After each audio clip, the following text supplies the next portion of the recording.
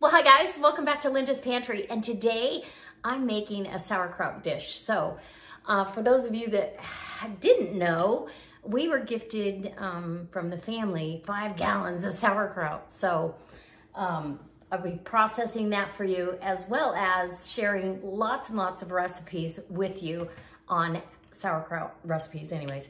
So this one is a creamed sauerkraut, and it's a side dish, but it could be used as a main dish as well. You could doctor it a little bit more, add maybe some pork ribs or pork loin, but it's delicious. So let's get to it, and we're gonna make some creamed sauerkraut. It's sweet, it's tangy, it's creamy, it's delicious. Okay, so we are ready. So what you're gonna need is, well, sauerkraut.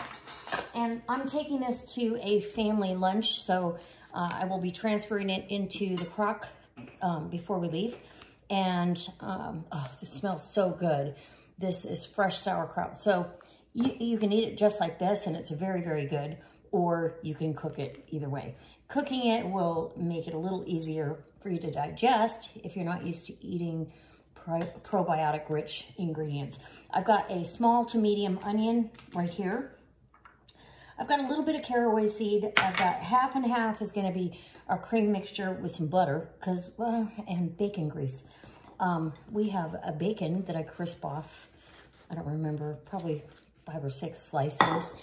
In place of that, you could do pork ribs, brown those really nice, and let them simmer in this kraut mixture. It's good so many different ways. I do have some caraway seed that I crushed up, and I've got some pineapples. So this is sweet, creamy, and delicious. Come on over to the stove and I'll show you how it's done. Okay, so I'm heating up my bacon fat that's in the pan already. When I was cleaning up the bacon mess, I put about 2 tablespoons of bacon fat in there. And that's what's going to brown our onions. And let me get my spoon out.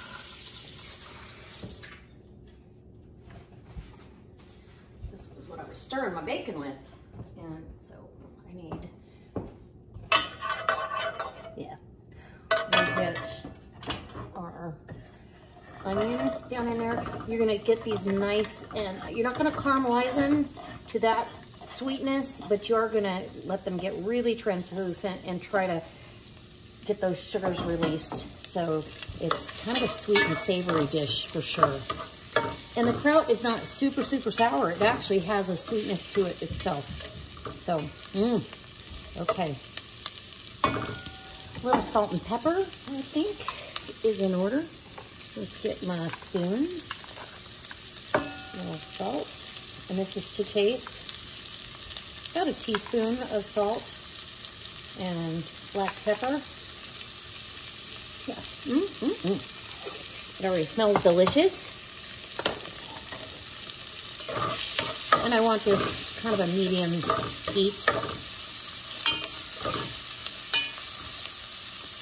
As soon as these are done, I'm gonna add my sauerkraut. I've got a pint jar of pineapple chunks. I'm gonna add that in there as well. It'll add an element of sweetness and interest to the dish.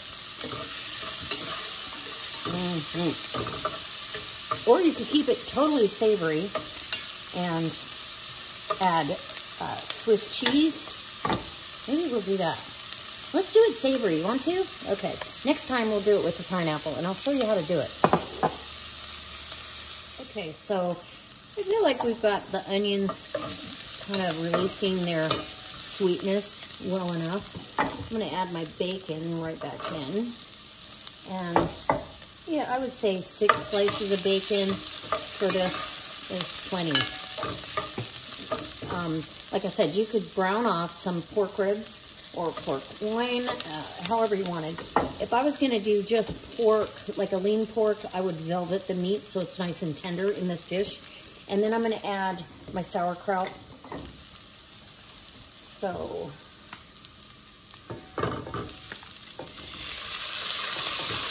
juice and all.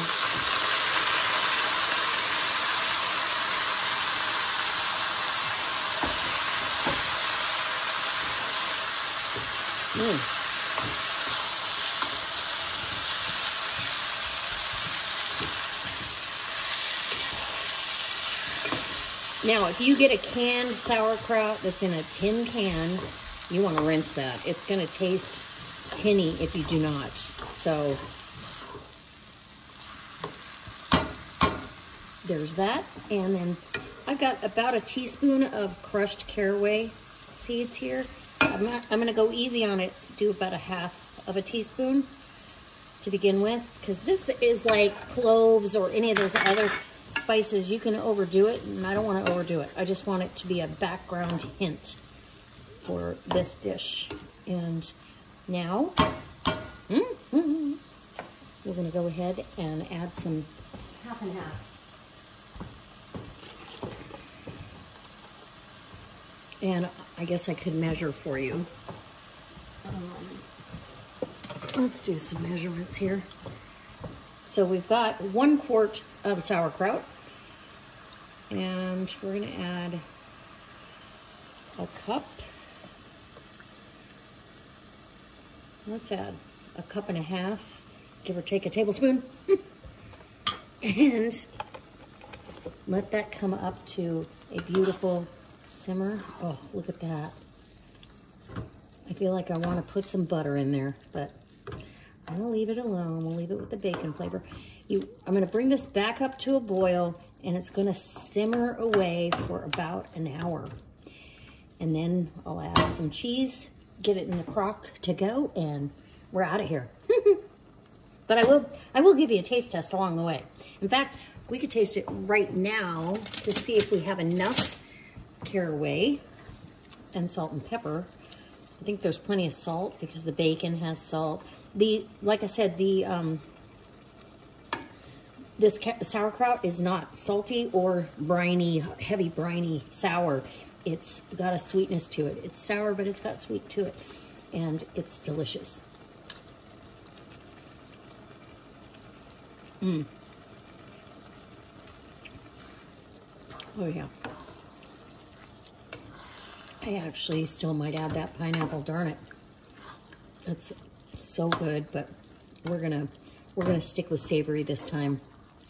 And yeah, because the caraway, which I do need more of, I'm gonna use that whole teaspoon of caraway.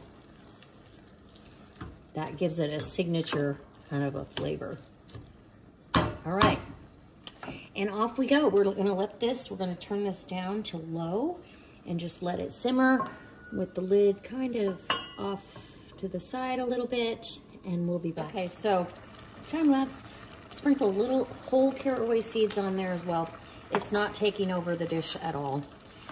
I've got a little hunk of Swiss cheese here and a slice or two of Havarti Swiss. So I'm gonna slice or cut those up into chunks, melt that down in here. You can top this with a salty Parmesan, which I might. I've also done this in a casserole and had the top browned with a potato chip topping, which is delicious. Let me just tell you, it's really, really good. But we're gonna let this simmer down another probably 30 minutes. It's only been about 30, so there you go. I'll be working on the cheese. Okay, so now that we've gotten this far, we've let a lot of that heavy cream evaporate, and I want a tablespoon of Dijon, and I'm sorry, this is my favorite brand. We need to mix that in there. And then we'll add our cheese. And let me just tell you, this is going to be so good.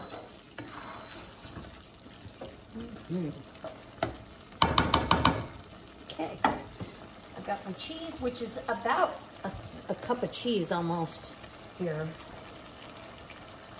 If I had grated the little bit of the block, it would have been closer to a cup. This is going to help thicken it. If you used heavy cream, of course, it would be thicker. I don't have heavy cream. When I do the pineapple one for you, I'll use heavy cream in that one, most likely. So, and I'll do it a little bit different. You'll see. Okay, let me know in the comments, have you ever made creamed sauerkraut? And if you have, if you want to share your recipe, it'd be wonderful, and I would absolutely try this on my channel. So there's not too many of them out there on the internet, for sure. All right. It's just about ready to put into the casserole dish. And I probably, because we're going to be at someone else's house with this, I won't do the potato chip topping, but I will top it with some fresh grated Parmesan cheese to melt in. Okay guys, so I've got it in the crock pot. We're getting ready to go, and I took out a little bit of this. We've already tasted it. It is creamy, delicious. The mustard and the Swiss cheese take it over the top. Like my husband said, put that on a piece of toast and it's a sandwich. You could do this totally. It has that Reuben edge to it, I guess, if you will. So good. So good and creamy. It's not, you know, everybody thinks sauerkraut is so sour and you can't, yeah, this isn't like that at all. And the caraway seeds, yum. Okay, I highly recommend trying this. I'll try to write down the recipe and leave it in the description box below for you so you can duplicate it. All right? Anyway, I'll see you next time for another delicious recipe using sauerkraut. So I hope you enjoyed this easy recipe, and what a delicious way to use sauerkraut.